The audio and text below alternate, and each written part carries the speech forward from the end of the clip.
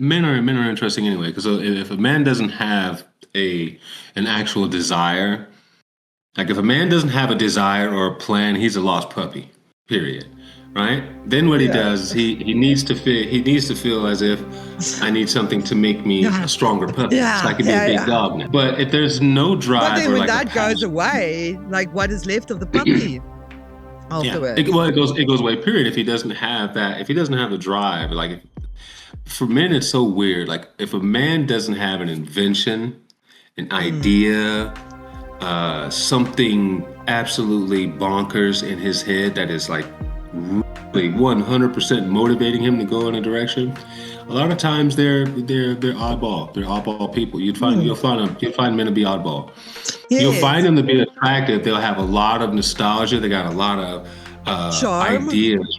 Yeah, exactly. Yeah. Exactly.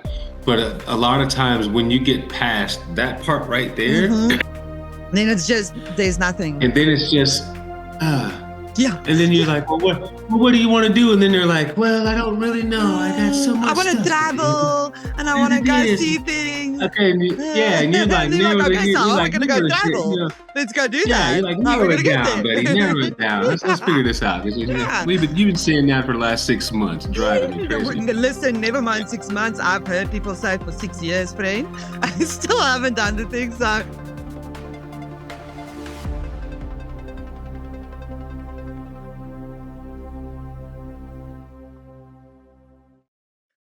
You want to get started? You want to introduce yourself first, and then I'll introduce myself. All right. Hi, Triz. This is Nigel. Hello, everyone. My name is Nigel Perrymond. I am the author of Complex Consciousness and the founder of Mental Metaphysics. You can find me on Instagram, IG at TheBeliever2127. A lot of people call me a neuropsychologist. I just like to use a simple term, an imagination specialist. What do you think about that one? I like that. That's a good title. Like, you know, labels are interesting, the labels we put to ourselves. That's a nice label. I really like that. Yeah. That's very cool. Yeah, and he's the author of Pathway to the Infinite, which I am propagating like as if it is seeds in a field, and I'm just sowing them. Yeah, the books I am completely, sometimes I'd be forgetting about the books. You know, I actually am a 3-time author. My very first book has been kind of taken down for a couple of reasons. So the first reason is kind of historical data. And the second reason is that I'm going to, in the future, after Complex Consciousness comes out, I'm going to end up rewriting my very first book, which was The Mind's Eye. I did it this way. So I didn't have any literary experience. So for anyone like listening, this is something you can catch on. This is like empowering stuff. So zero literary experience. Even though educated people don't know how to write books. They typically will have someone write them for them, right? Yes. So when it comes down to writing literary words and sentence structures, paragraphs, that kind of things, and making chapters flow into the next chapter, I had zero experience. So my very first book was about third grade level writing. When I read it right now, it's so funny. When I read it right now, I can't even make it past the first paragraph. I get you. I understand. I can relate with that feeling. I have some things also that I'm like, what did we do there? We're going to put that in the drawer. That's a nice memory to have, though. It's a good thing to remind yourself of where you started. Because in Pathway to the Infinite, you speak about you need to think like when you have a negative thought, instead of being like, oh, I don't have a Ferrari, be like, but hey, you at least have a job, yo. You got a car to get to the work with. So like I think that is part of like that being grateful for what you have. Yeah, it's the logic. It really is the logic. And that was the reason why I went ahead and self-published it, because the logic behind it was this book is probably going to be horrible to a real seasoned reader. This book it may appeal to someone who's interested or knows me, but to someone who's trying to get something out of it, they're probably not going to get it. So why would I put a book out there that I know isn't going to hit? I know is probably misspelled words, bad sentences. The reason why I did it was to prove to myself and to everyone else in the future that knows me is that you have to start somewhere. Yeah. Who cares what that starting position is? what it looks like. It's not glamorous. You're not, I'm not like a millionaire at the time. You know what I'm saying? Like things were, it just wasn't happening that way. I don't think anybody's thought was glamorous, though. If you think about like Steve Jobs, Elon Musk, all of these people, they started right down there in the trenches. They started in garages. They started in garages, started in basements, and then worked their way up. So illegally, it's never a glamorous start. I mean, there's one guy on Shark Tank that will tell you like his first business he ran out of his mom's garage. So like, and he had a family, and he and his family and his children, and all of them were living with the mom. And he was trying to make that business happen at 40. And like, so I'm 36. Nigel is a bit more seasoned than I am. But I often think that I have missed out on a lot in my life because I'm 36 and I don't have what other females, perhaps my age, or where they are, right? Or other people just in general, even other dudes in my age group. But then I look at people like you and like that guy, and like, the Musks and the Jobs. And I'm like, oh no, I'm great. We're getting there. We're fine. We're still on time.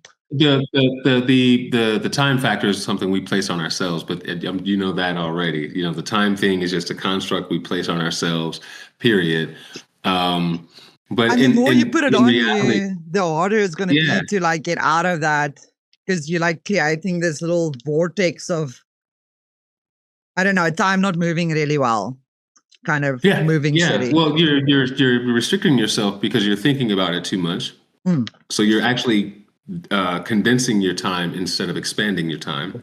So it's so funny to think of it like that. People don't really catch on or grasp that concept. But when you're constantly into a time frame situation, let's say you wake up in the morning, you eat your breakfast, you go to work. After work, you make a stop to the grocery store or the restaurant because you want to get something to eat before you get home. You get home, you tear everything down, you watch TV, you make some phone calls, you might game or stream for a little while, bed, routine starts over. And so people have learned to live within this construct of 8 hours and 8 hours, like 8 hours sleep, 8 hours work. And then when they try to say, want to expand into something new, I don't have the time for that. Well, of course you don't, because you've locked your mind into a time frame fragmented box. This is it. Okay. Anyways, so hi, I am Triz. Hi, Triz. Hi. I usually tell people, hello. Well, I used to call myself an artist. Now I can call myself a creator. Because like art is a very limiting thing, and I find myself having to explain what kind of art I do. And I just create things. Doesn't really matter how and what form it is created, but I'm a good vessel through which information can flow and become materialized. I am from South Africa, for the viewers watching this. So just a little bit of context about me and Nigel here. I am from South Africa and you are from Colorado. I'm not sure which city, in Denver?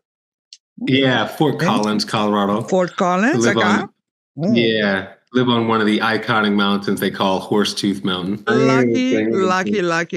I am from a South Africa. I grew up on a farm. I just look like this. I know. What crazy. People from South Africa will be able to understand because farm people here are very, very plain. I'm not like that. But I'm grateful I grew up there because it made me have a sense of like there's more to life because I learned things on the farm that we'll get into as we go through this podcast, we'll get into those things more and Nigel's things. But see how me and Nigel met is what is the most like, I think where we should start. So we both featured on the same podcast and like I actually reached out to them because of you. Like I was like, do you guys think I can talk to this guy? Would he talk to me? And they were like, yeah, hell yeah. And who are you? And then they were like, oh, you're also going to come on. That was the whole thing. And from the first moment that I feel like, I don't know about you, but for me, it feels like from the first moment that I reached out to you and you replied to me, there was just like something that I didn't know what it was. I just knew like there's a reason why we met. There, like I could feel that immediately. Yeah, of course.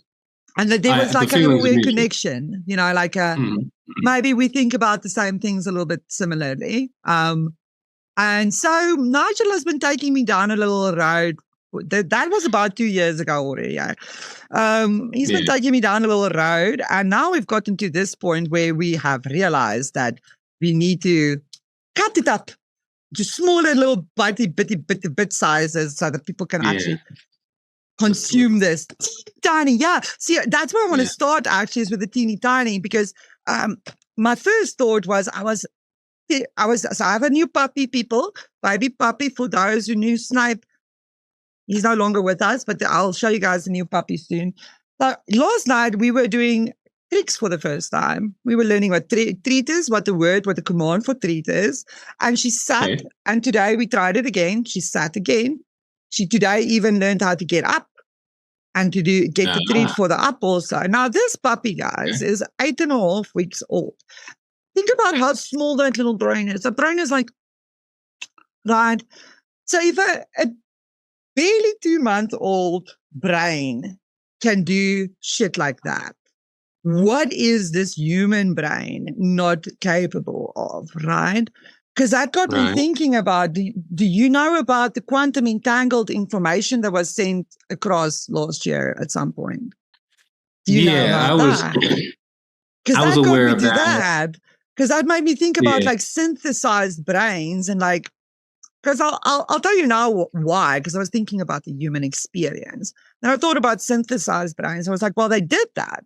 They made 2 synthesized brains and it telepathically communicated with each other because of quantum entanglement. So therefore, 2 brains should be capable of that also. But now, why are most people not capable of that? Why do most people feel like that is just absolute magic? Why?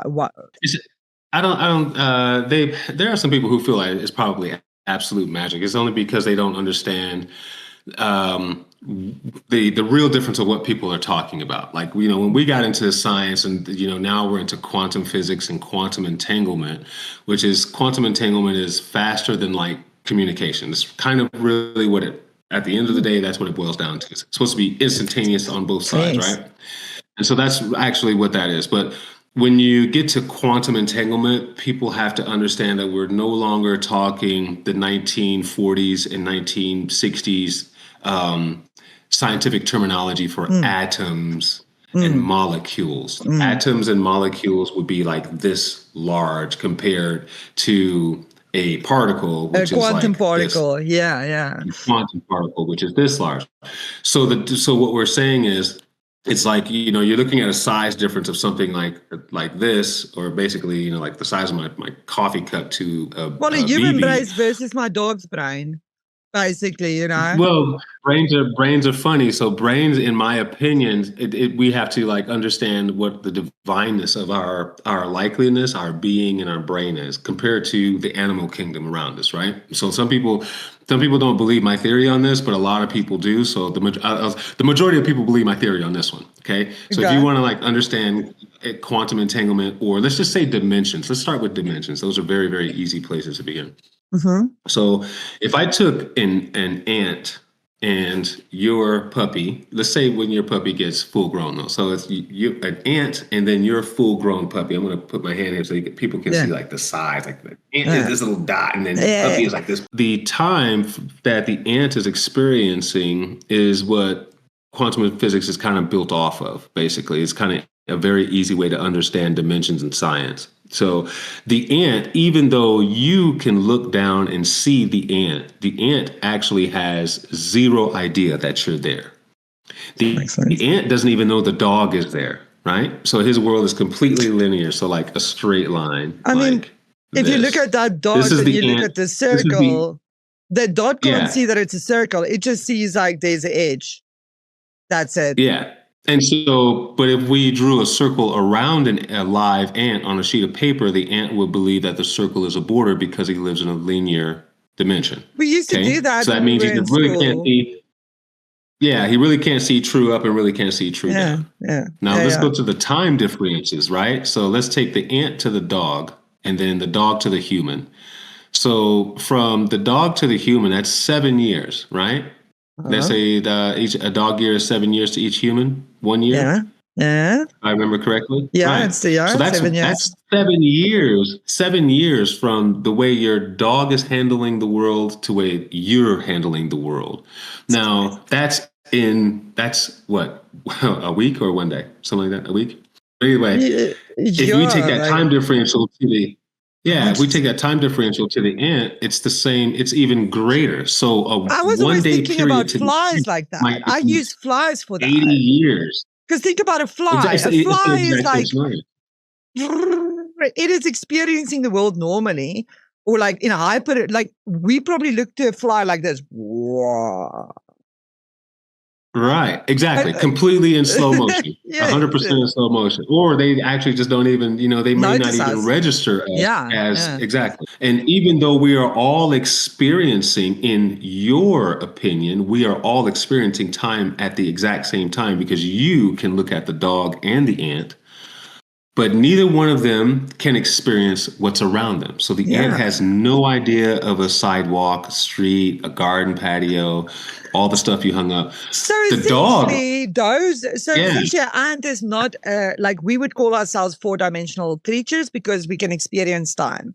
We're not 5-dimensional because we can't see time physically as a dimension, but we can experience it. So therefore, we're in the 4th dimension, right? That's what people are saying around us, or that's what the mainstream is saying.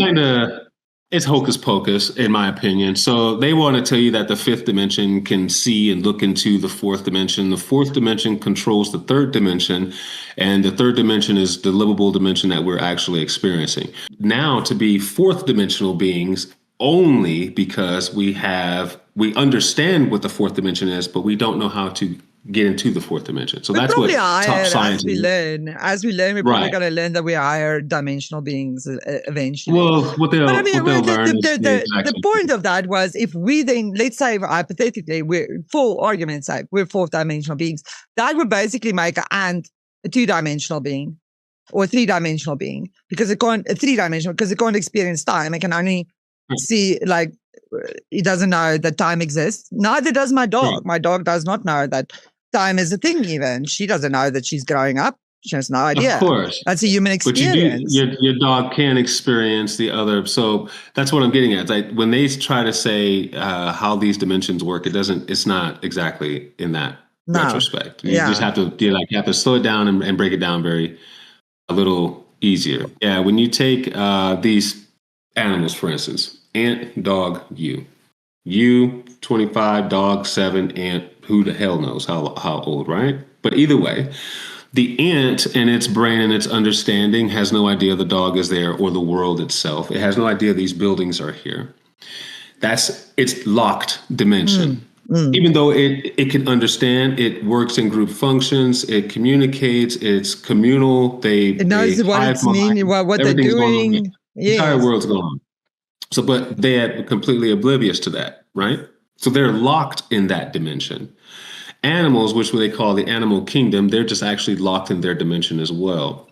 Because otherwise, if evolution was true, we would have a giraffe somewhere trying to go to 7-Eleven or go to a grocery store. Or a dog like driving a car and shit like that. Exactly. That would. And so the reason why evolution would fail right out the gate is in a very simple way. You can prove evolution fails right out the gate with that theory. The only thing that actually evolves is the brain, human consciousness. Yeah. On this planet, for instance. Is very simple. NASA, Russia have shot off animals. They have trained chimpanzees to fly spacecraft, right? Yeah. Okay. And there was a dog. Wasn't a dog also in space? There was a dog in space. The dog was first. The dog was first. I was about to say it was a dog for years. German Shepherd from Russia. Yes. I was about to say a dog went to space. But I learned that. I remember that from school. Ha. School did something good. Exactly. So the interesting part about that is these are top scientists. These are our most educated people in the world, right? Our top trainers. I mean, they train this animal to get inside of a spacecraft and get launched into freaking space, right? And like push buttons, right? With them. It's exactly. So when the animal comes back to Earth, mates with another dog, they have children. Do you think that the genes from what those scientists taught the dog are passed on to the new animal? Yes. No. But there's new studies that they did where the butterfly found the thing. That's why I say yes, because I was watching studies that they did. So please elaborate. No. How does that it doesn't happen? happen. It doesn't happen because if that were true, the insects would be learning all the time. They would have to learn on their own. They would be learning. They would be learning a little bit better than what they are. No. So what I'm getting at is what makes us special is that we are able to retain consciousness for the next generation. Oh, okay. And actually convey a message to the next generation. So religion and indoctrinated belief systems have gotten you to believe more so in kingdoms. So let's say this is the animal kingdom. No, that's a dimension completely because they cannot escape it. Yes, just like we can't escape ours, right? Yeah, we can't move through time just willy-nilly like we want to. Exactly. Kind of move. And so what they're trying to do now on deep science, but anyway, like I was saying on the evolution part, you're training this animal and you do all this extra stuff. The animal comes back, he mates with someone, they have offspring. The offspring is just as dumb as a box of rocks. In South Africa, you guys, there's a lot of horse racing and things of that nature happening, right? And a lot of equestrian work and a lot of rugby. So don't you think it's funny that when in the animal kingdom, when it's about trying to get the gene passed on for evolution, it's only a physical trait. You only want the strongest animal. You see what I mean? I mean, like when you're breeding like hunting dogs, you're trying to get their noses to be sharper or like whatever. Run faster. Exactly. In every single command and everything else that you taught the previous dog, you have to start all the way. Yes. This dog doesn't know what her parents. Exactly. She has no idea what those commands are. Even she knows my commands. That's all she knows. Right. But still, and I can make up any word. I can say bibbly bobbly boop, and that could be the command word. And she'll be like, sweet, that's the command word. Like her. And she'll accept it if you repeat it, right? Yeah. Okay, exactly. So, but with that then, so for us being in the third dimension and having dominion over the following dimensions, which is what he meant by that is we have dominion, which means we can now train a killer whale who doesn't speak, can't see us, doesn't know who we are physically or the world, but we can train it to do what we want. We can train this animal that's from the sea to jump out the water through a flaming hoop and land on the other side. We can train a pigeon to go find submarines for us. Right. So with that being said, is how is it that their brains, their kingdom is locked, our brains and our kingdoms are not? We're expanding. So the human form hasn't changed, but what has changed is the consciousness of the form, because we're able to learn our lesson here. And if I have offspring, we teach it. That's called domestication. So everything is passed down, and it's progressive, right? Because I can retain this information and give it to you, and you can now build upon the information. Yes. Animal kingdoms can't do that. That's why we have science. Otherwise, animals would have science. Otherwise, we would have scientist animals, basically. At some point, the mother and child, which is why when we get into entanglement, at some point the mother and child has to pass down the information. Child has to retain it so he can pass it down to the next one. So that way the next one doesn't live its life not knowing how to create fire to exist. That's evolution. Yeah, that makes sense. Like your mom teaching you how to do these chores, otherwise the house is going to fall apart. It's passing on information. So when you have a child, you're going to do what? You're going to pass down the information and teach her what I've learned. The child now knows. Okay, I don't have to do all this.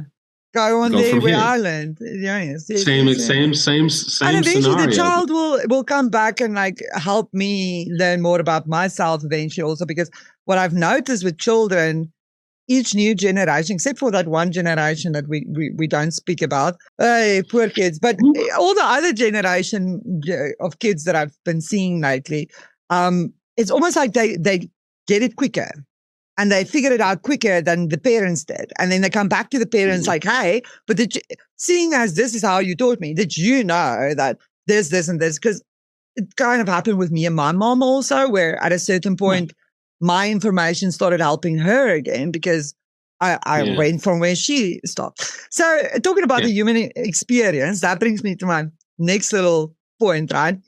I went on a very deep auto-stereogram rabbit hole, and my mind. Stereogram, huh? Oh, my mind was blown. A stereogram, it was funny. Oh, that's so. Two things about that. First thing I'm going to say, but that it's not what about the story. It's just one of my observations I made in my meditation last night. If you do that with your eyes closed, interesting things happen. Have you ever tried doing that with your eyes? Like, so I learned, like, I realized there, like, oh, wait, but if you can do it with your eyes open, you can let go of that and just, then inside you can do that also. And then the visuals start like happening a little bit more. Organically, right? So here's the interesting thing about an auto-stereogram. I don't know if you probably know this, but it's a complete human experience.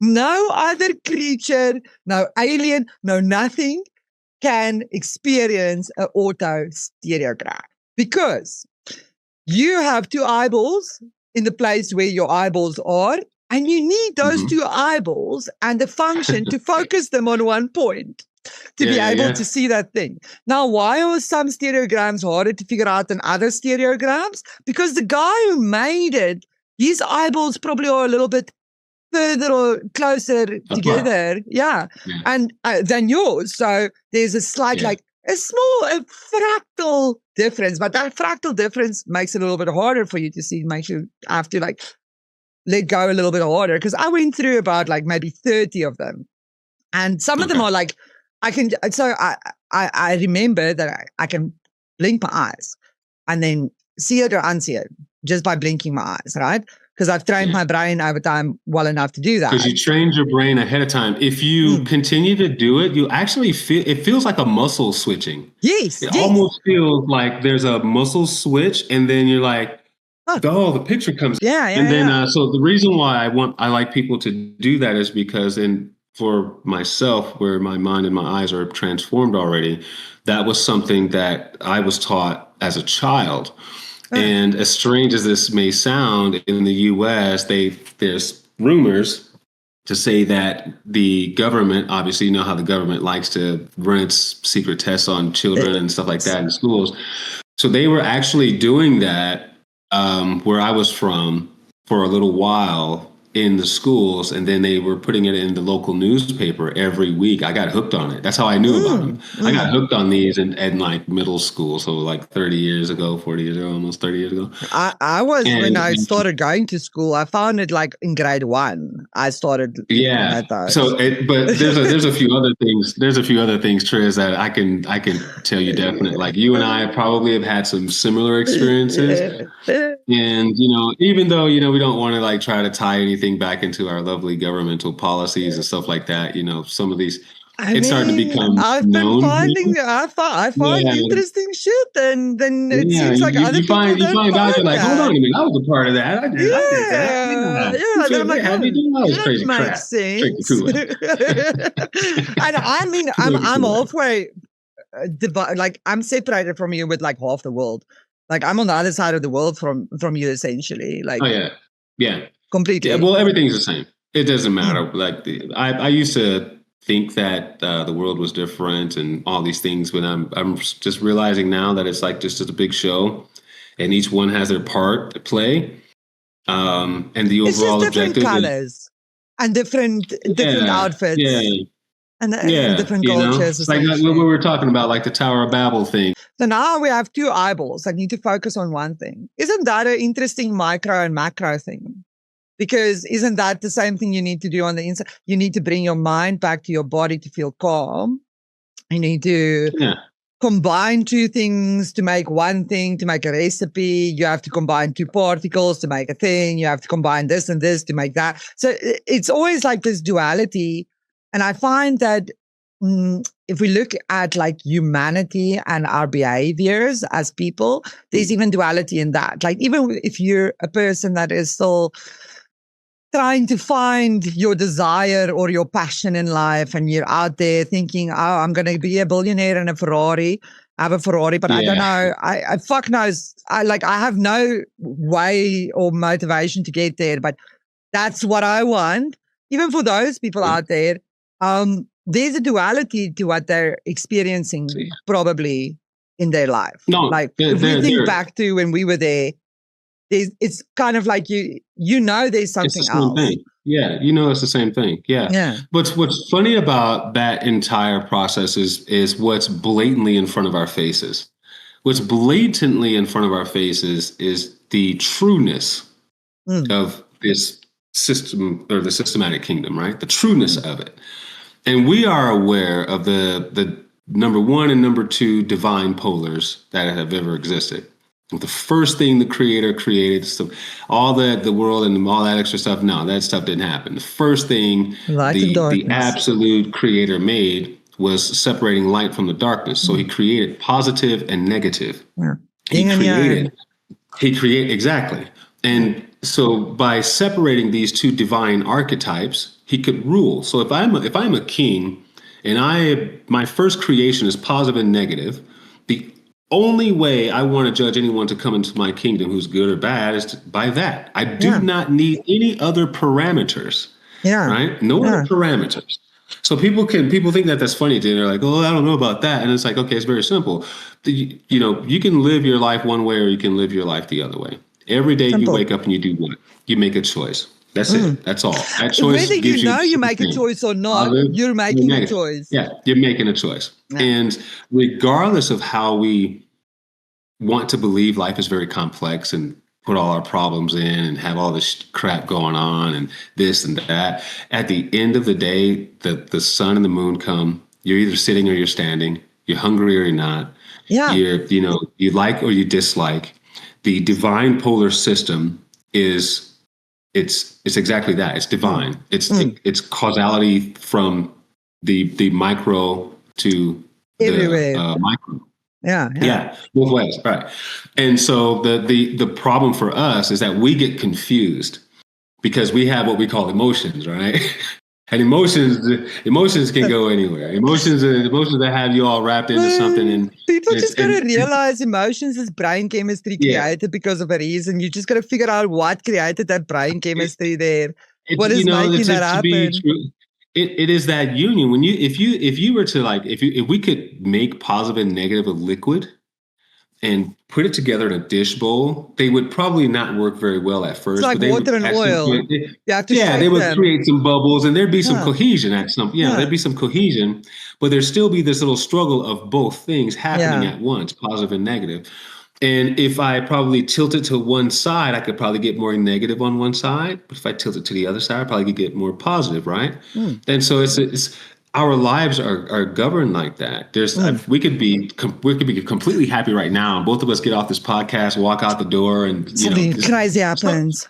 Stupid, yeah, you know what I mean. And you're like, we're cussing and all this crap's going on. Yeah, and so we have to understand that the divine polar system is. It's like someone asked me this, I think during one of my first podcasts, and I was like, it's like looking at Enki and Enlil.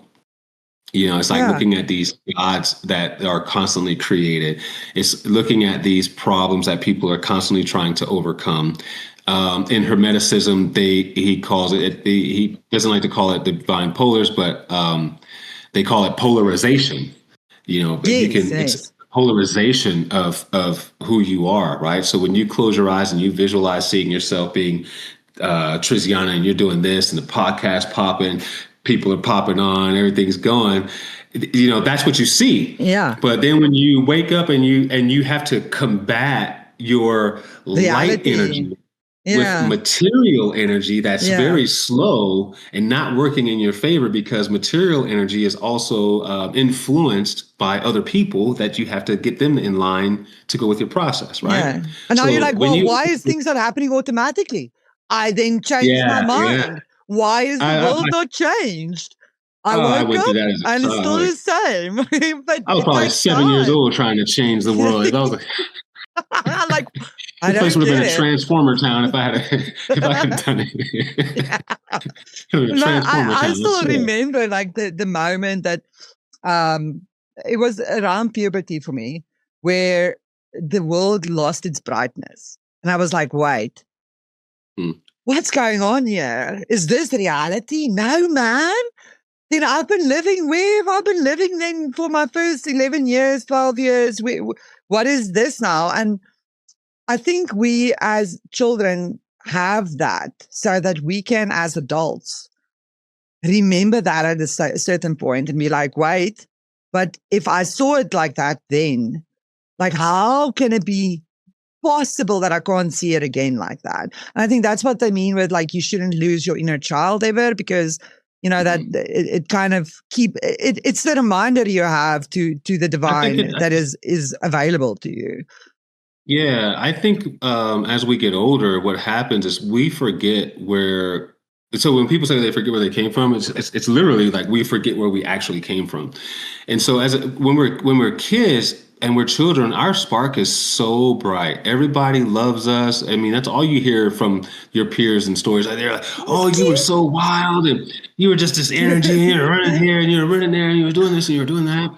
And we forget, like when we were in that existence, like if you just take a brief moment to really, really, really look at it, in that existence, you were 1,000% free. The world itself was actually much larger, which is so strange to me. Is even though it's the same size, it was much larger, right? Because your rooms were in things were condensed. Small. Yeah. You paid more attention to the grass because you were a part of it. You know what I mean? Like you're in the dirt all the time. So you're a part of it. But you had something that was much more open and brighter. So in your childhood, there was no restrictions.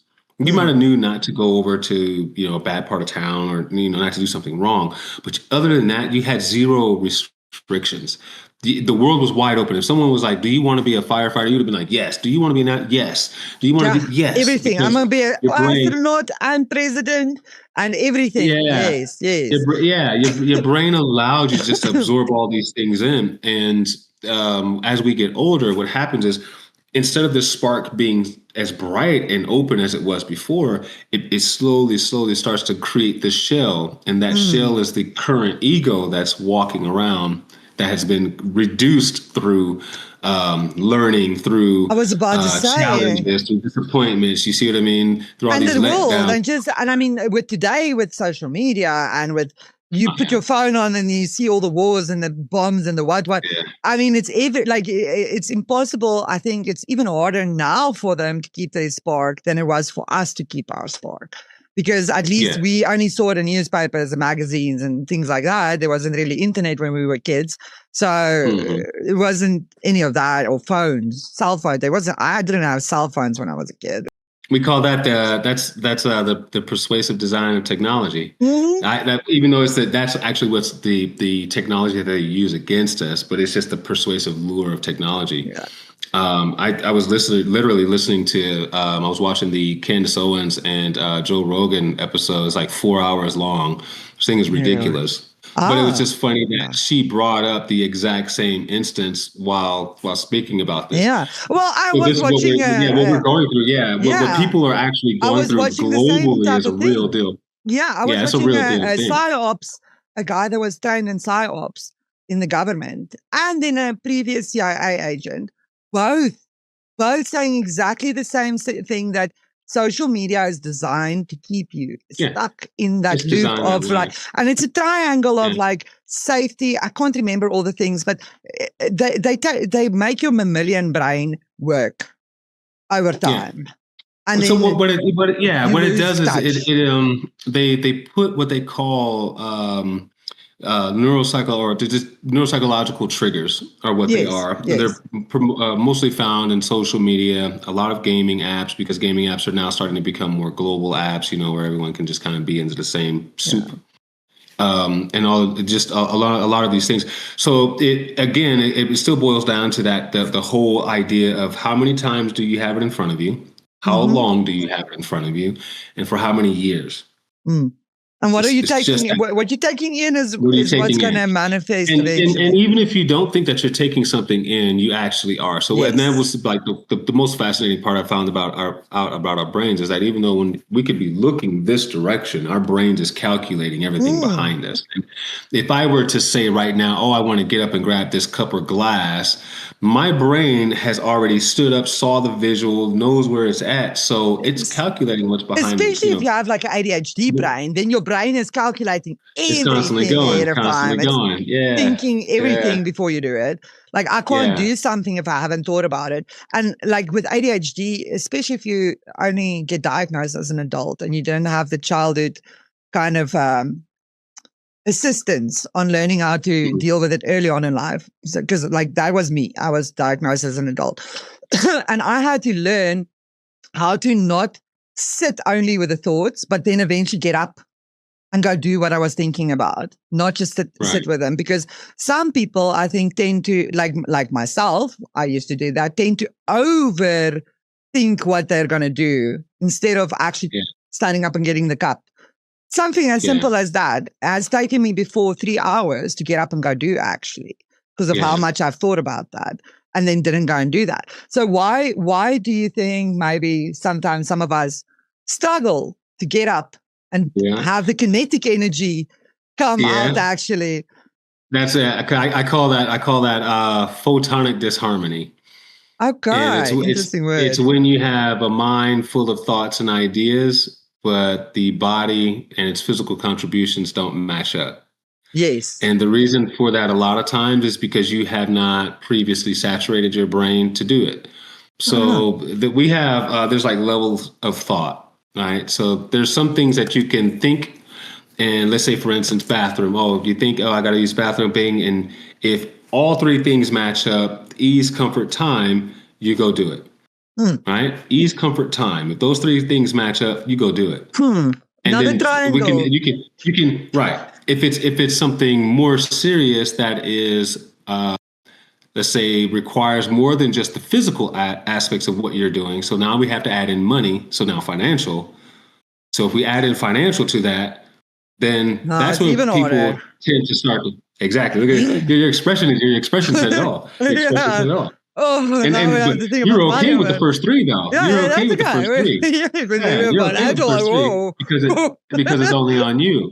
You see what I mean? If it's only on you, a lot of times we tend to have more confidence. If it's only on you, have more confidence. And maybe when you if you were in your childhood, didn't have a lot of that happening. Like there was a lot of just we have to just sit here with this. You can't go doing anything about that. Like if that was kind of disappointed you a lot in your childhood, maybe you had a parent that maybe promised a lot of things and then never did any of that. Or maybe you had a parent who would give you things only to take it back later and go sell it for alcohol or drug money, maybe I had something. So I think patterns like that in childhood is part of what domesticates us away from. You say the golden word every time, patterns. Yes, because it is one pattern. People don't catch on to the simplicity of what repetition does to you. Yes. The simplicity of repetition. It can, and if it's a traumatizing repetition, of course it's going to have some repercussions. Yes. If it has positive repetition, it's going to have positive repercussions. So a lot of times people are always asked, well, how was your childhood? How did your parents treat you? How did you grow up? Because what they're trying to do is they're trying to see the pattern of how many times something happened to you to justify you acting and behaving the way that you are. Yeah, that they can be different from you. That, I can't do that because my parents are different. But now your parents, my parents, my childhood and your childhood, I know for a fact, looked vastly different. You had parents who served. My mom is great. She's a rock. But my dad was out of the story.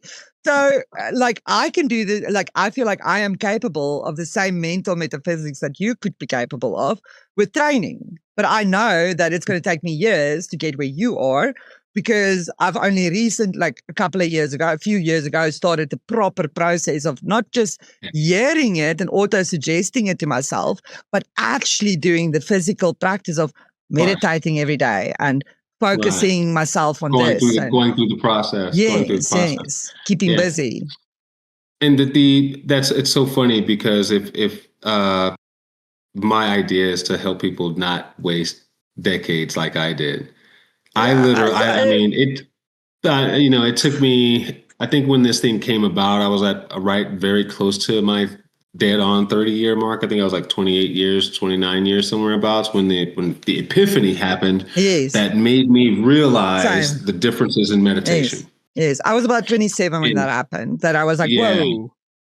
What's this? And the sad part about it is after that, I started reading books about people saying, oh, yeah, if you had did all this stuff, you could have cut years and decades off. And I'm like, shit, it's too late now for crying out loud. I wanted to become a Buddhist monk to figure this thing out, But I had the information was less back then also. It was harder to, like, now you can Google things. I sit the whole day and soak information in. But there wasn't this before. Like, I mean, we spoke about previously about you had to go to a library or a bookstore. Yeah, it was locked somewhere. Down. Yeah, information like this wasn't even available, period. True. I wanted to find out about paganism. Do you know how hard it was for me to learn about paganism because of the restriction of information that there was? I wanted to previously point out also when you said about some people call it this, some people call it that. In magic, like for me, it's called spell work. Like when I tell people I'm doing magic, that's what I'm doing. Mm-hmm. I'm creating something in my mind and I'm making sure that it can come out in some way. Like I'm creating this space for it to come exist, because I won't know how it's going to come into existence.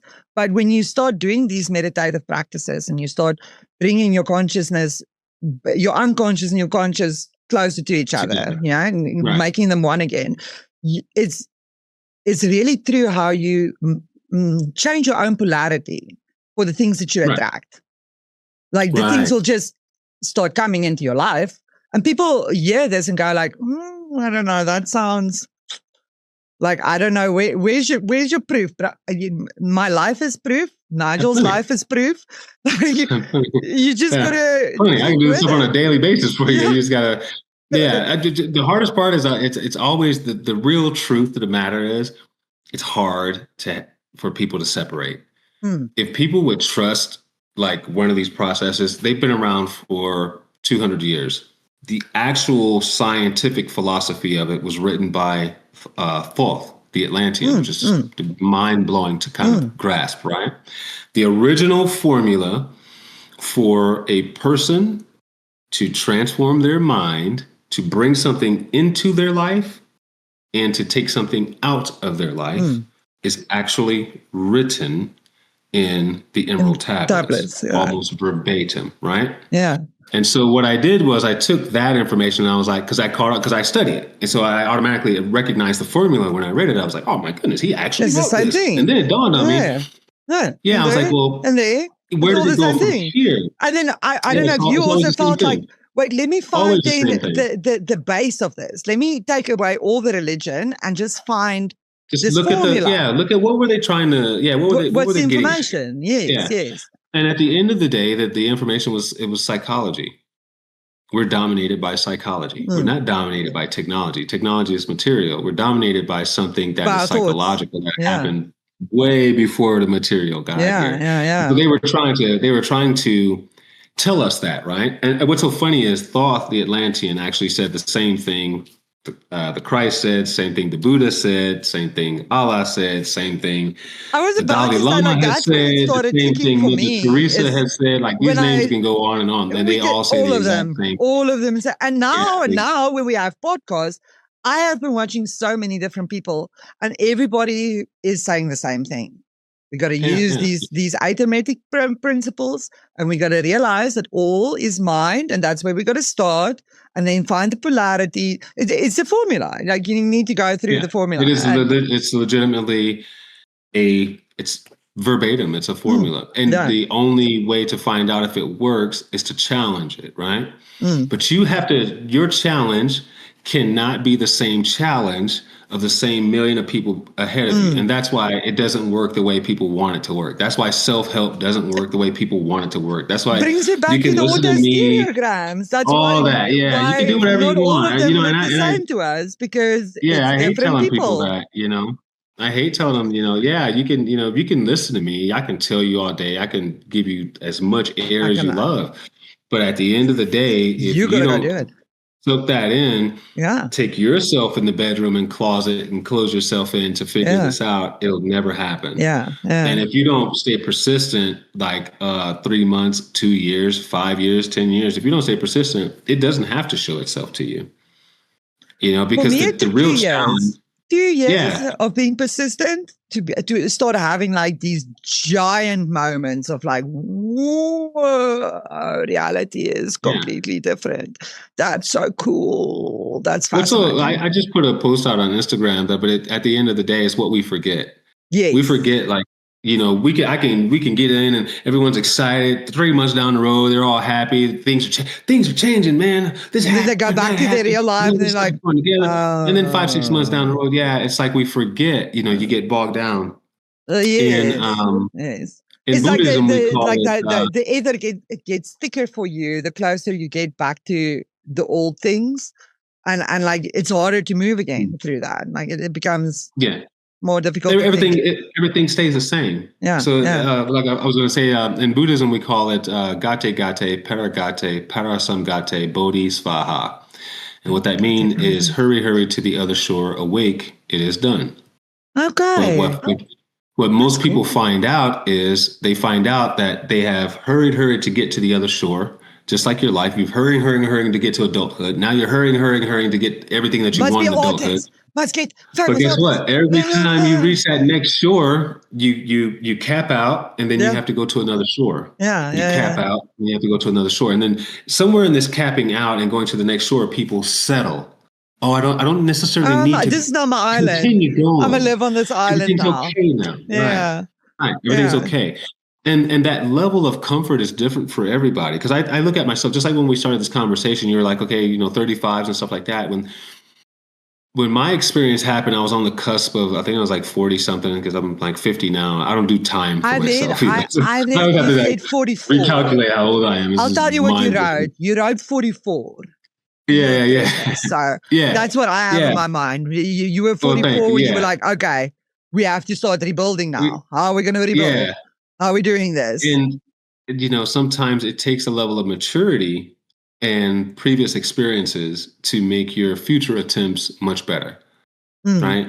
And even if we put these goals and challenges for ourselves to become a better person, to change our lives, or to be wealthy, and we don't attain that within the, let's say, 4-year period of time, we have been really trying. What we forget, and what hurts the most in the process, is that we forget that within that 4-year period of time, before then, we didn't have anything. We didn't have nothing. Where did you go? Like now, my now mom you're often here. Reminds me, she's like, no, don't forget what you've done. You're doing things. You're mad because the podcast ain't popping. You know what I mean? What's happening? Why am I not doing this? But meanwhile, we've done like all of these other things that we just, that was not it. That's not it. But we need to like recognize it. Because if we recognize it, maybe we can learn to validate ourselves a little bit better and create that inner validation loop. That requires inner looking. That requires coming back to yourself, and people don't like that. Well, I have some scientific data for you on that. Look at themselves a lot. You know, I want to tell you about the scientific data on that. I heard about. There was a neuroscientist and a neuroscientist talking to each other, and they were talking about a study that was done on a lot of brains, a lot of human brains, a lot of rat brains, a lot of different brains, and they found that it's firstly purely a human experience. No animals experienced this, but human brains that of people who meditate or is able to let go. You know what we call it, go inside your head a little bit, right? Those brains tend to have a lot less anxiety, get less sick. They tend to function way better. They tend to become very successful people, very strong people. Like all of that, like especially if like you teach your kids how to regulate with meditation. Like if a brain's like that's where kind of why the study was done, was to see what's the difference between an adult meditating and a child meditating, and like how long. Obviously, you're going to learn it quicker if you learn it as a child. It's going to be a deeper habit. It's going to be more impactful to your life, but you can obviously learn it as an adult and check, because it happens to be like the way that your brain kind of creates those pathways and repairs itself is by letting go inside of your head and not being so. She called it same as you, coming back to your body. You need to make your consciousness be part of your body for a while. Come back to your body, Get back inside me. Come here. Get back inside. Yeah. And what I like to do is when I do deep visualizations, well, that specific visualization would be more creative visualization, but so it's a process to move into that, because when you get there, you have to learn how to work in it. And then how I told you before, get back inside me. When I'm out there and I'm working in this thing for a while, I say, get back inside me. What I'm doing is I'm trying to visualize everything that I'm working with imaginatively coming right back to the physical person. All right. When I get up and I'm going to be this thing. Yeah. Meditation is very interesting. It's just one of those processes where people have to stop trying to listen to the status, the cliche of it all. Yes. Stop discrediting what it does. And just break it down to be simple. I think people have made it this, meditation, this word. I think the word itself. So I've started telling people, how about, can you, I've tried this on a few people that I know are of lower awareness and do not meditate. So I went on yesterday, had a few talks just to test how it would sink in, right? And I explain it this way. When you dream, same as what you explained to me, when you dream, you can see buildings, you can see things. How do you see them? Do you see them with your eyes? You don't have eyeballs in there. How did that happen to be in there? So your mind made all of that. Okay. Now, friend, look quickly for me around you in your room and tell me anything that is an invention anything you lay your eyes on. And then the one person was like a mouse, the other one was like a pen. I'm like, well, somebody had to think of that to make that happen, friend. Like, just think of that. Somebody thought, I need to write stuff down. Let me think the process of how to figure out how to put ink into this little thingy here and then make it come out there, and then we can write things with it. So that's a whole thing. And now, if then they agree with me. Okay, that's true. That's true. That's logical. We agree. And I'm like, okay, now, if your brain can, without you controlling it, dream, do you not think like maybe sitting down for like 5 minutes and imagining yourself, like, where would you want to go? Then I asked them, where would you want to go? If you could go anywhere in the world or do anything, what would you do? The one said, I would be driving a Ferrari down some road in fucking Germany or something. I don't know. The other one said on a beach somewhere. The other one said he would like to go to Vegas. I was like, well, okay, there we go. Now close your eyes and imagine yourself being there for a while. Like kind of like a fantasy. Like when you fantasize about things, right? Go do that for a while and see if you can. You would be able to do that, right? And then they're like, yeah, that's easy. I'm like, there you go. There's meditation, friend. You did it. There you go. It's not that, you see, it's not that deep as what you guys are trying to make it. Yeah. It's quite simple. Just so I explained it like this to them. For me, I go into it looks like a cave, but before you started speaking, that's why your cave was interesting to me, because I have a cave also. But my cave has water that I float on that is like, I don't know.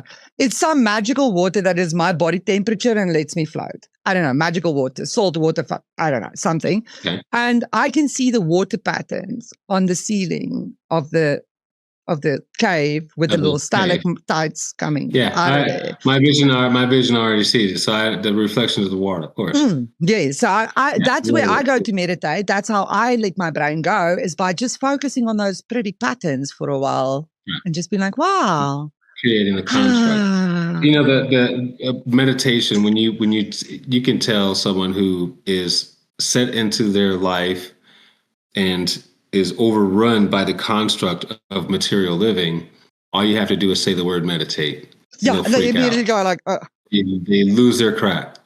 The other half will probably discredit it and be like, I don't do that. I don't do that. No, I don't meditate. Not worried about that. Yeah. And the reason being is because it has been and always will be a frequency war on higher levels. We have been kind of bastardized into a material existence, whereas the consciousness is what is driving this situation. Even our eyes are relaying light information to us, microseconds in a delay. Our hearing is doing the exact same thing. So, and we're not actually in the true moment of life when we are making decisions and things of that nature. We're actually reacting to the information nanoseconds after the fact, which is very fascinating. So basically an experience has already happened. You're still reacting. Yeah, it is. But again, it's just harder to tell someone who is material driven. Yes. And life is beating them up. They may not have the things that they want, and then you try to tell them to meditate. That you're basically turned into Satan right in front of the face. I need money. What is meditation? One of the tests told me, I need money. What is meditation going to help me? I was like, dude. Yeah. And that part of the process is really hard because people don't understand how the brain works when it comes to frequencies and how it collects this information. So in my the chapter that I'm currently getting ready to write right now is called The Pineal Brain. And I know that sounds so super crazy because I'm going to list it as that. That's my title, the pineal brain, not the pineal gland. Well, I mean, it is the brain. Like, I mean, it is the brain. The creation center of everything. Your DNA comes from there. And you can't deny. So my bigger part of the theory is that 80% or 90% of everything we actually know comes via auditory first. It doesn't come physical, it comes auditory. Even your birthday comes auditory before it's your birthday. People are telling you it's your birthday. You hear things. People tell you things before it's going to happen. Yeah, you hear before it happens.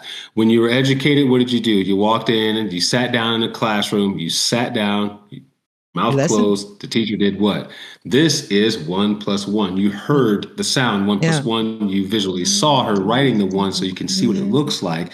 And then the rest of life is about what? The repetition of memory. You memorize how to do the activities, and that's what life is after that. They train you on the repetition. But you hear 90% of everything first. So people don't really understand how powerful sound is. But now in 2026, all of a sudden you're starting to hear the terms frequency wars and, all these new things of quantum entanglement and all that. It's a frequency. Yeah. Light is a frequency. Photons, once changed from the particle into light wave energy, is a frequency. So that is something that is no longer a visual or material aspect of life. We are now under a subatomic or like I said for my angel, for instance, Suzanne, super ultrasonic amplified noise situation, which people call frequencies. Yes. Right? I have some feedback for you on that. About that. Remember, you asked a question that I should ask to my brother about the light and the sound. So he says, he explained it to me like this. He said, well, the thing is that light's frequency is so much higher than the sound frequency that it cannot affect each other. And I was like, whoa. He's like, oh, so you can go do an experiment on this. Go play some music in your room and get the oldest lamp that mom and dad has, right? Go find that old granny lamp that has like 2 volts, okay? Like the lowest voltage you have. Put that on and then move your hand and see how slow your hand moves in front of you because of how slow the photons are moving. So he was explaining to me like sound frequency is basically on that, like close to that, but not even really. So like the lights that they work with like big shows, like he did Metallica last year and he did Post Malone and like all those shows. It's more, he said what they trying to create with the lights is more of a mood and a vibe that goes with the sound to create the entire sensory experience. And I was like, what? That Dude, that's crazy cool. I have that's actually so, and I learned that without even knowing it. Yeah. That's his profession. My connection is how I learned it. That's what they, how they talk to me about it. And so I find that superiorly fascinating because once you grasp the concept of how thick a sound wave is. Yeah, that's what he was saying. Is, like, right? dude, light moves through a sound wave. Light is like that, boom. And it's because it's using finer particles. It's not using these heavier molecules such as, H2O, like oxygen, all these molecules, compound, molecules. Its frequency is much, much different. Like light frequency is much, much different. And super high pitch, right? Yeah. So again, when we go back to the super high pitch thing, and then you and I have a private conversation just on some other things that we talk about. But when we first called me, we were talking about what that high pitch being transformed, right? Yeah. I've been doing the thing with my eyeballs, but with my ears, of trying to focus in and let go, and then focus in, and then I heard music, Nigel. I heard music. Music started playing. You don't have to tell me. That part of the game, but then I had a weird experience. As I heard the music, I remembered it from my childhood. I remember it very vividly as being one of the, and then I had a memory, and I went to my mom and I asked her about it, and she confirmed it for me. I used to sing songs in a language that nobody, just make sounds. And then I was like, oh, that's the songs I used to sing. That's crazy. They say there's music. Oh, there is music. That's beautiful. So yeah, you do, your brain can definitely experience some things. There's non-cliche, so let me put that out there first, but non-cliche. So for all of your listeners and followers and stuff like that, I would advise getting the book Think and Grow Rich.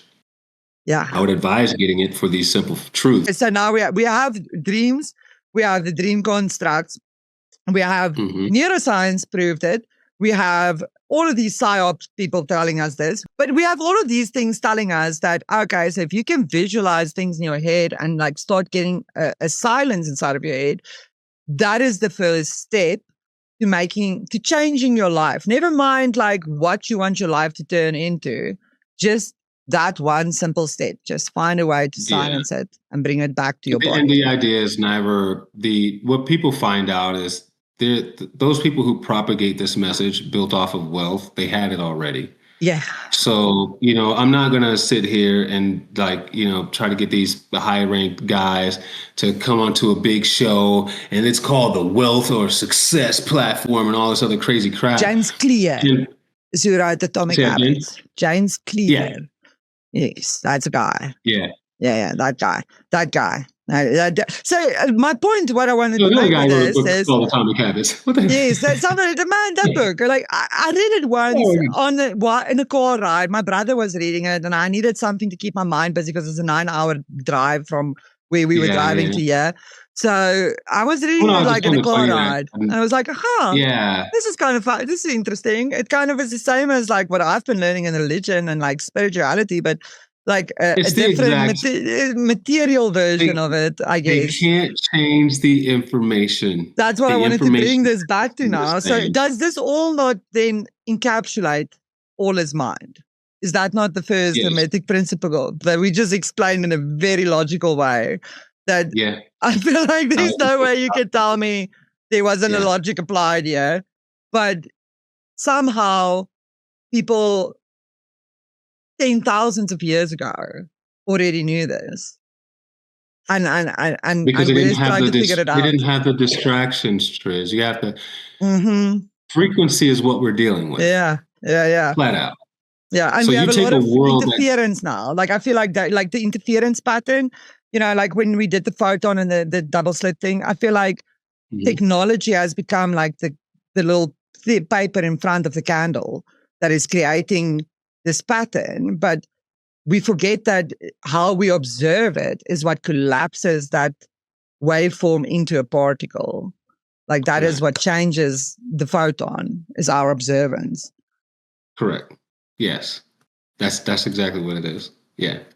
So there's something inside of our eyeballs. There's something behind our eyeballs, definitely, that is making a reaction with the photons that we can see. So therefore... The photons are transformed, so that's why I use the phrase photonic sound and light wave information. That's the evolution of mind, body, spirit theology, frequency or energy frequency vibration theology evolved to photonic sound and light wave theology. Yeah, that's my evolutionary piece to self-help and MBS philosophy. Yes. And the reason for that is because we don't live in that way. Yeah. Well, no, most people don't. Some people have learned the better way, and some people have learned how to use technology in a way that is beneficial to humanity and not a distraction and a distortion necessarily. Yeah.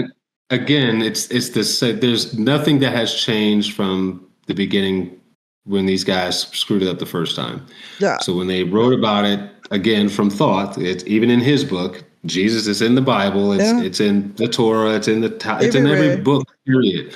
They say the exact same thing. What we're not doing is looking at the cause. In their time and day, they didn't have technology. They didn't have stores. They didn't have automobiles. They didn't have airplanes. There was no sound vibration on the earth. Think about this. And no light, right now, no light pollution. Of electricity. You could see the stars very clearly. Let's not even get into that. Let's just stick with auditory. Okay. There's no noise. There's no noise, yeah. There's no noise. I mean, that's like, I know what that feels like coming from a farm. Like, I hear the noise around me very, like, I notice it a lot more than other people who's lived here their whole life does.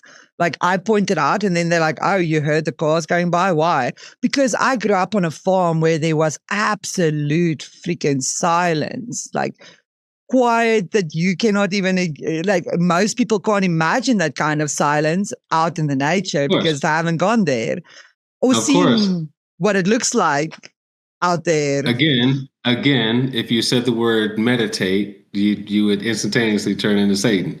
Yes, I was a little bit. So what that means is something that is legitimately historically beyond biblical.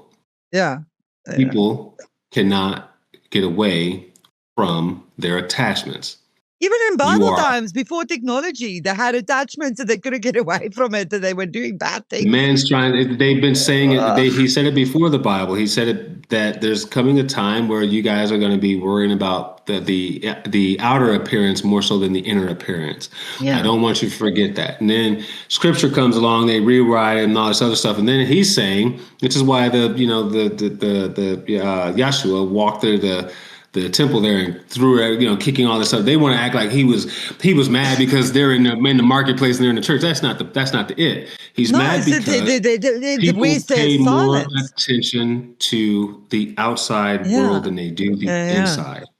And if you try to stop someone to pay attention to the inside world, they are going to argue with you and tell you that you're crazy because the outside world is what makes the difference. Yeah. And so people cannot separate. Now, they didn't even have a 7-Eleven or Walmart then. So now we have an entirely fictitious, artificial frequency that is governing the first frequency that we couldn't hear in the first place because they made the separation then.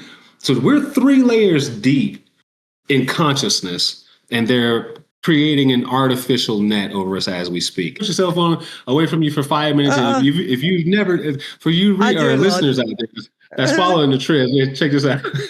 Try that. If you ain't never done this before, I'm going to show you what biometrics means. Most of you guys have never done this before, so I'm pretty sure I can make it happen. You're all on your cell phones 24 hours a day, and you don't like to be without it. So put your cell phone in the next room, and you can turn the volume up so you can hear it clearly when it calls out your name.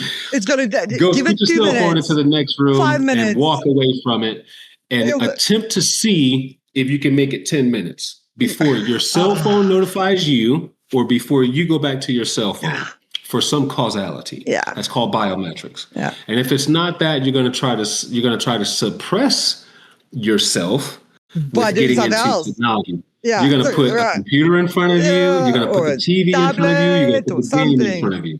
Yeah. So that's it right there. Go for 10 minutes and just feel how your body reacts to not having technology around you. Just feel the pull and be like, okay, that actually That's worked. actually Let me grab my cell nice. phone. I've gotten to the At that point point, you can where understand it. people Yeah. now know that if I don't reply to you in 2 days, oops, because I wasn't having my phone with me and I didn't feel like it. I'm actually looking for my phone right now because I think I left it in the room. I lose it all the time. Oh, yeah. Whatever. Yeah. But I feel like when I was connected to my phone very much, it would make me anxious just to not have it close to me. And I realized, like, oh, I can't be anxious because of a material thing. Like, I already have enough other things. We go, no. And then I started separating myself from it. And the more I separate myself from it, even with my computer, sure, my computer is on, sure, there's a noise. I can switch it off, however, and now I can switch it off and be okay. But what is on it is not me trying to interact with it. It's background noise for whatever I'm busy doing. Because now, here's an interesting thing I wanted to point out to you. And I've been wanting to point it out to you because I haven't told you about this before. But you'll notice me a lot of times when we're speaking, like starting to do something with my hands or like drawing or writing. So my brain, and I'm curious for the audience, if there's any of you out there that also has a say, it can't just be me. Really, I don't believe I'm that unique. Truly not. I'm unique, but not that unique. So for me, since school times, like when I was in school, I couldn't look at a teacher and listen. There's no way. It's very hard for me. You were the first person that I can look at, but there's lots of fascinating visual cues that I can look at and be into the conversation. But most people, when they talk, for me to absorb that information, I need to keep, like I call it the two sides of my brain. I need to keep this side busy to make that side focus. And if I want this side to focus, I need to keep that side busy.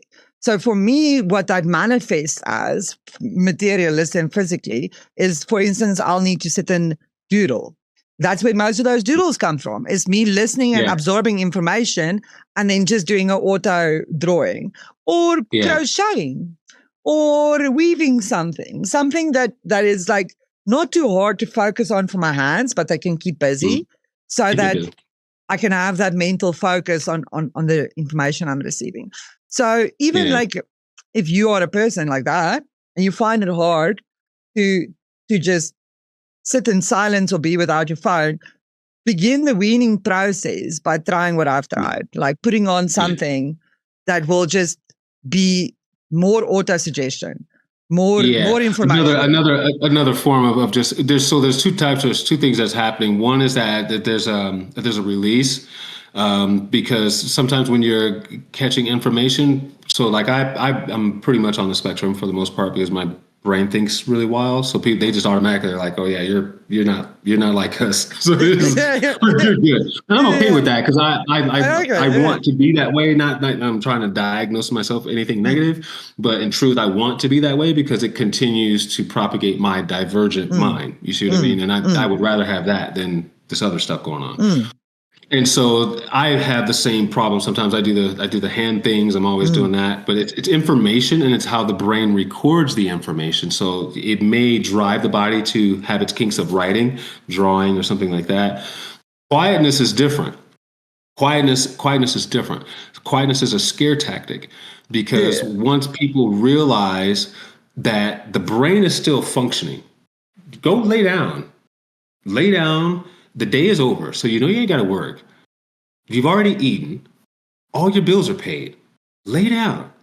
Relax. Why are you frustrated? How is it that this thing is still operating and giving you visuals, but most importantly, it's yapping at you? You just haven't correlated that you've had conversations with people in your head that you didn't have today. Yeah, you haven't thought that it communicates in auditory form because you've been listening to your own voice through it. And so you've become accustomed to that's how it operates, where it doesn't. No. You just haven't broke it. That is just you letting the dog run free and not training it. That's actually that's just a wild Mustang not having been trained to do what it's supposed to do yet. Is how I feel about like when you still in the state where, because I mean, a couple of weeks ago, I had to come back from like having my brain go, be like, whoa, whoa, whoa. Breathe, yeah, there are people who are afraid of body. their own minds, Triz. There are people that are they're flat out afraid of their own minds, and they're it is a scary place. They're afraid more so to stop and try to control it than anything else. And they just there are people on this planet who just believe this is life. Our brains operate this way because no one's told them that it operates different. The people who try to prove it are so few and far in between that we are not the majority to make we're a minority who cannot make the majority understand it. Yes. Because these guys up here, how they play is they pick and choose to find out which one of us is going to be insane enough to sit here and write a book that's got, if this has 5,000 sheets in it, on every single page, 5,000 sheets, I'm going to write in here repeatedly, these are my 3 desires, until the entire book is filled. Like, people don't want to challenge themselves to do something like that. People don't want to challenge themselves to go through these processes, but they're so fast to be skepticals of it. They're so fast to be this and that. It's almost like a laziness. It's almost like a human laziness, like a brain laziness. It has been brooding since a biblical time, from the moment they realized that we were given the gift to pass down the information to overcome. No other species or animal on the planet. I mean, but we won't be controllable. Yeah. We won't be controllable like we are. We were. No. We were, and we still are. That's what I'm saying. I don't believe. That's what I'm saying. Like we're controllable still. But if we take away and we only have silence, we take away all technology, and we all, let's say, hypothetically, some miracle happens and 100% of the population tunes into this frequency tomorrow, right? It's gonna be a whole different experience. Like I don't think people realize. I think 70% of people they try to kill themselves. The fools ain't gonna have it. No, because it's easier. It's comfortable. It's more comfortable. It's more comfortable to stay here where I am than to try and do it. If when the time comes, I'm hoping by next year, after my publicist and everyone kind of gets whiff of what's going on. But by next year, I hope to be able to give people the audio, so we can release the audio of how communication happens inside my mind, and you can tell the difference between me speaking, them speaking, and kind of like a union kind of thing. So if people were able to unlock their minds to tap into the higher frequencies, it's still a conscious effort. The first one is that you have to believe that it's even possible to begin with, right? So it's not telepathy, because when people say telepathy, they just think, oh, you can hear my mind. They stopped us from being able to do human-to-human telepathy. Flat out. You can read patterns. They gave us that you can be pretty good at recognizing patterns. It's not for that purpose. It's not telepathy. What they're going to do is they're going to try to propagate to some idiot. They're probably going to choose a kid because a child is harmless. So they're not going to choose an adult. I'm telling you facts now. Yeah. They'll choose a kid, and they'll say this child has telepathic powers to be able to hear other humans, right? First off, the kid will be autistic. Like second off, the person that he'll be communicating with will be his mother. You can write that down. I guarantee you. There's a kid like that. I already found it. Yeah. I'll tell you. There's a kid like that. Yeah. Other than that, they will not. The truth of telepathy, and the reason why I know this, that the truth of telepathy is that you do not want to hear another human's mind. It's already enough. And nor do you want to hear one human's mind, because if you're when you're telepathic, for instance, in my experience, for how my experience works, I can't stop them from communicating. I can hear how they think for my preconceived thoughts. So my what we call meta-conscious thoughts is how we operate. We operate in the pre-thought arena. So we're not in conscious awaking thoughts. We're the thoughts that arise before you make a decision on a thought. So this is where these guys reside. And so once you learn to live there, it becomes very fascinating. But at the same time, I understand what they're thinking, and they can hear what precognitive thoughts before I'm actually thinking about something. If I just drive down the road and my mind's like, oh, that's nasty, they respond like instantaneously. They respond, and so that type of telepathy is not available for another human to be able to handle, because we're not even positive people at 100% of the day. So if my mind right now is conjoined with freaking, the number of Luciferians is unfathomable, to be honest with you. It's like there's a large amount of Luciferians. Pleiadians are a little bit different. Pleiadians are selected, but there's still a large number of them also, but not like Luciferians. And so when their Luciferians are around and that situation happens, it's not like they're around. It's like they're here already, so to speak. But when they focus their attention to you, it becomes a completely different experience. And so you can't stop that experience. But I asked for it at the very beginning of when they kind of onboarded me to understand sound and frequency and kind of pick up how you are currently learning that high pitch wee, and then all of a sudden you found out it's more of a woo. Now you're finding out that it's actually a song. There's music. So what they're doing is they are systematically, sometimes in my opinion, they could be systematically helping you to understand that the brain itself can fragment sound as well. The brain can compress and extend sound. Same as with a stereograph, like your brain can compress and expand. Your eyes actually come in and come out. They actually compress in and out. I was about to say, because like when I went and looked at the scientific explanation of that, the scientific explanation is that your eyeballs are compressing pixels and releasing them. And I was like, I was sitting here like, wow. But the bigger thing is you did that test, Triz. You did that test on your computer, didn't you?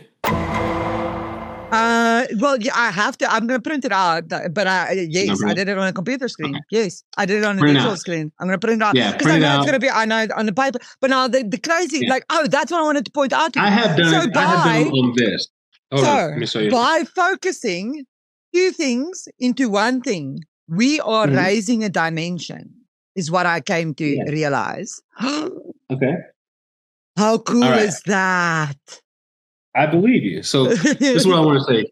You see how brown, this is cardboard. Yeah. Brown, this is the back of a little book, notebook. Yeah. Back of a book. Brown, yes. You can put a black and white stereogram on this right here. Yeah. Oh no! You can order some or buy them, because they could be. What I found out is that they can be placed on anything. Yeah, they're very hard to make though. I'm trying to figure out how to make them. You don't, Triz, you don't want to make them. You're not going to draw one of those. You ain't drawing one of those. People asked before. There was an artist who drew that. A stereogram? You know how many pixels are in that stereogram? No lies. I promise you, I'll send you. You can draw them with your hand. There's a guy who painted that. Yeah. But I mean, like he was showing with that, like, look, it's a paper. Now it's 3D. How did I make this paper 3D? You can see into it. Wow.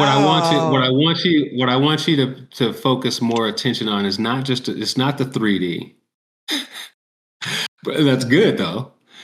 It's not the 3D. Okay. What I'm saying is, and what I'm getting at is, you can put a stereogram on hard, raw, brown cardboard, paper, or anything dark. Doesn't matter. Yeah. Just as long as you got the pattern on there. Yeah. And when you focus and bring the picture out, and then you turn the picture into 3D, as you said, right? You can see the 3D picture. What I'm getting at is the pixelation of the picture changes to digital fragments. They are pixels. It turns into digital pixels. So how can I transform cardboard paper into a digital? Pixel. Yes. So when you look at the picture, that's why I told you to print it out on some regular paper. So when you print it out on regular paper, you'll realize that this piece of paper and me doing this stereogram, and once you bring it out, the paper itself turns digital. Screw the 3D animation. Screw the 3D picture on the inside. The paper itself turned digital. And so my question that has always baffled me, and this is why they actually took this off and stopped printing these in mass production and showing them to children anymore, because it was a part of their experimentation to see whose minds would be able to catch on. But anyway, that the paper itself transforms into a digital color pixelated format. Yes. So this was in 1988 or 87. 89 is when I was born. So I was doing those. That's crazy. I was doing those on regular sheets of paper. Wow. Yeah, well, I mean, my original ones was also paper. Like, was a book. And the first thing that my brain actually noticed wasn't that I wasn't fascinated that I could see the 3D image on the inside. I was fascinated that how could my eyes transform a piece of paper to look like the pixels on the TV screen? Because I was also the kind of kid who put his face so close to the TV that I saw all those little tiny little pixels in the black. And the little red, green, blue. So the next time you look at the stereogram, the next time you do the stereogram, screw the picture. I'm going to go looking at the pixelations. I think if people can start just being a little bit more curious, firstly, about things that seem, and that's the main thing. Simple. You know, making people curious about consciousness again. Try to make it fun, right? Yes. Like, you know, we can't say the M word. We can't say the M word. No, it's a game. But I'm trying to make it a game for people. It's a game. You see, it's levels. It's all just levels, guys. We're going to play this game. On our next one, we're going to have to come up for a new name for conscious meditation or something. I don't know. We will have to find I don't know if you ever watched that. I don't know if you ever watched that movie. I need you to go and take some time away. Yeah. Can tell you, my bestie calls it taking a step back. She calls it gotta go take a step back. Taking a step back. Taking a step back. Yeah. Just taking a moment. I call it going into the lab. So I have like a sign and everything. I'm going into the lab, and then just like I call it cooking. I'm gonna go cook a bit. Let me go cook. I'm gonna go work my magic. Just let me go do that for a while. So I learned over time also, you know how many people I've brought to understand that there's a higher power purely by removing the word God. Just removing that one word. Then they don't feel so, you're coming with religion to me. No. I'm going with you with like whatever you relate to the word, because it doesn't really matter what words we're using here. It's a concept, and I don't mind changing my vocabulary. It's your personal idea. You know, like we can bring you to the water. I know that you're tired and thirsty, but you may not want to drink it. I mean, you may not want that water. You know what I mean? So that's why I tell people all the time, like my bigger thing is that this process, it's there. The formula has existed for centuries. The truth of it has also been there, and then the mystique of it has also been there. We have to learn to go through the middle of it and discern for ourselves. Okay, so which one of these is actually going to work for me? And so what I call it, I call them rituals. I call them rituals. You have to create a private, personal ritual for yourself.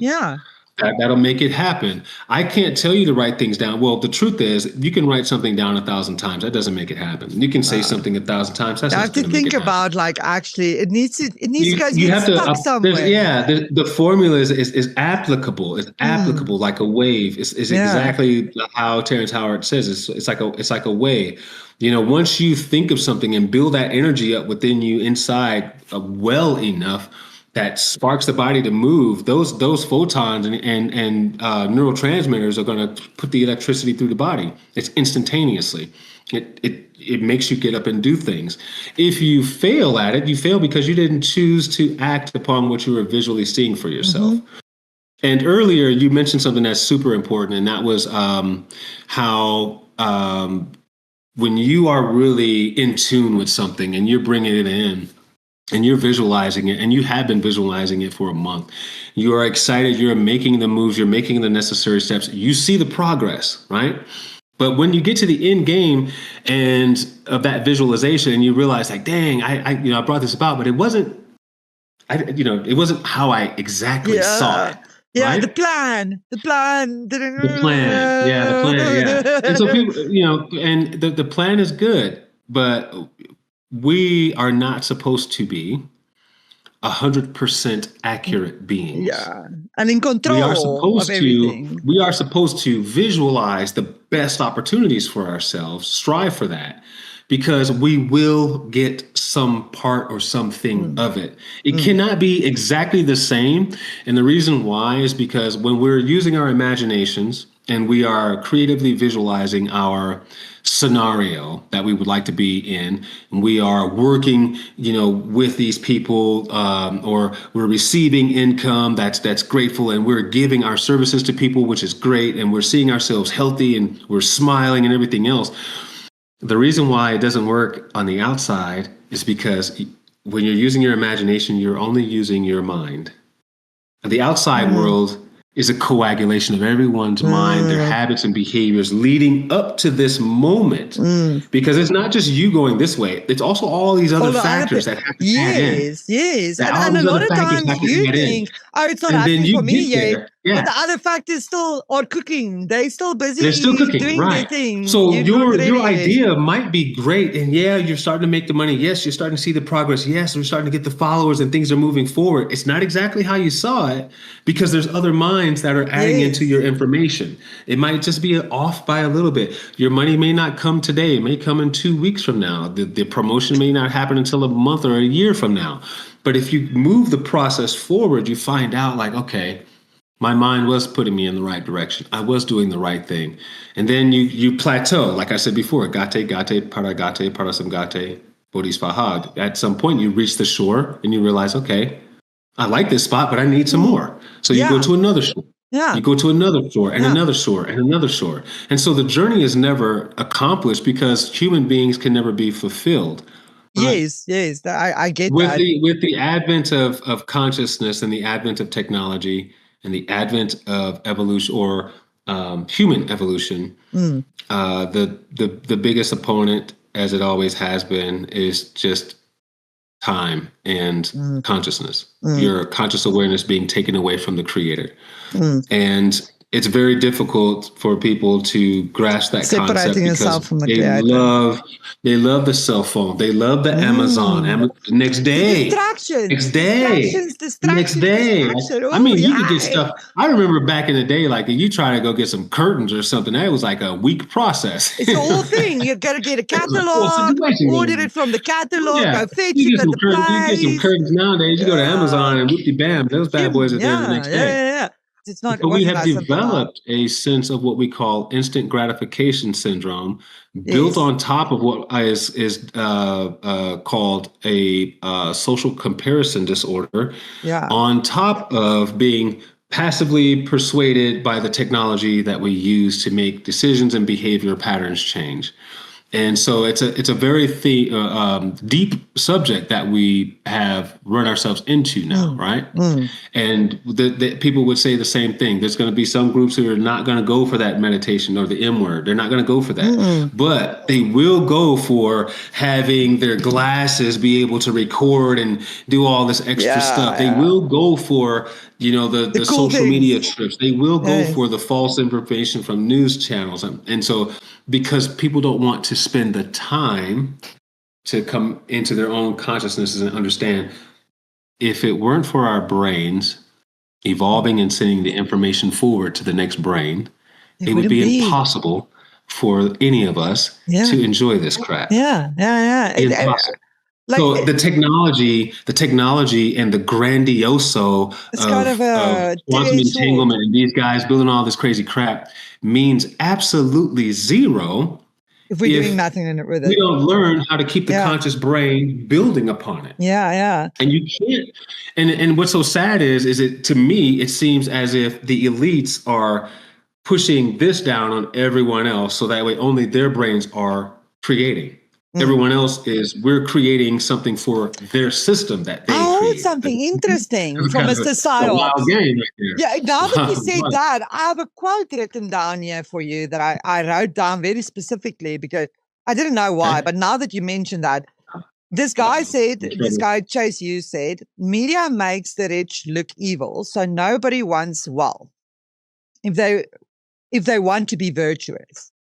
Media has created, like the wealthy has made it so that it looks like a non-virtuous, and they made it so that everybody would want to be virtuous and good people. Everybody just wants to be a good person. Let's face it. Like at the end of the day, everybody just wants to be a good person.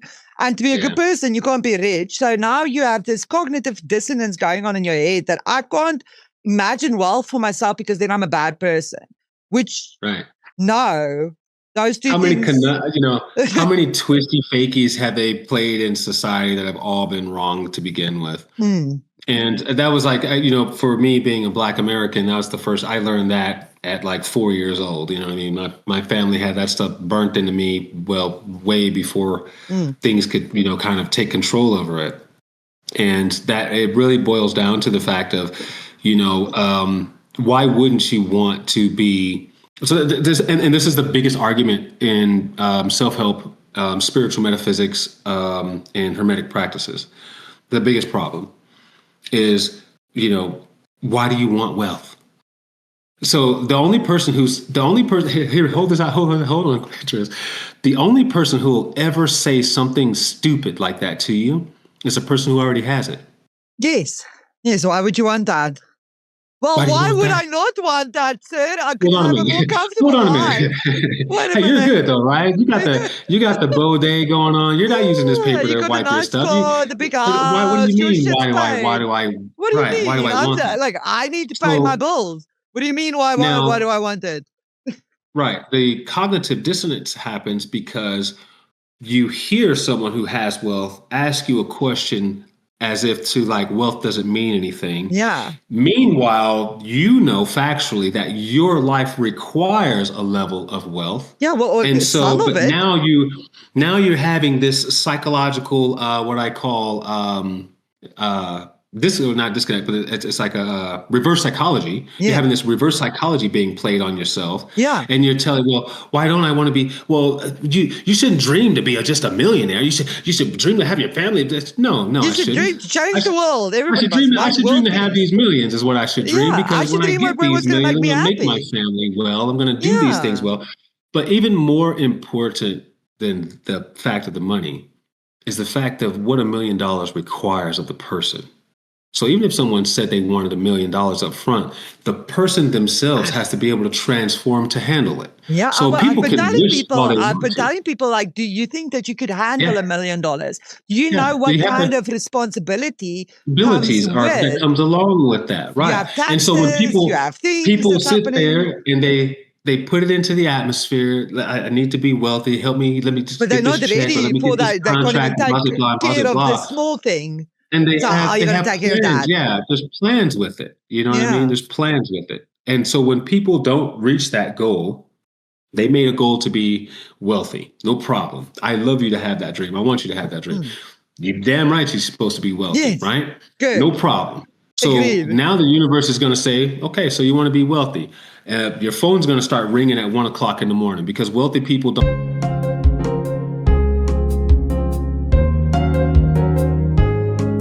Visiting hours in an hour, because my mom's in the hospital, so my dad was just bringing me the things that I have to take for her when I go for visiting hours in an hour. I'll be back there. No worries. And so really that the disconnect happens because of that, the reverse psychology being played. Yeah. That's why I was kind of pointing out. Like you're telling yourself, I shouldn't strive for that. Striving for wealth in the correct way is the correct way to do it. Yes. If you put into your mind that you want to be wealthy for a purpose and a cause that's going to benefit someone and make sure that people are going to be healthy from your service, that's the way to do it.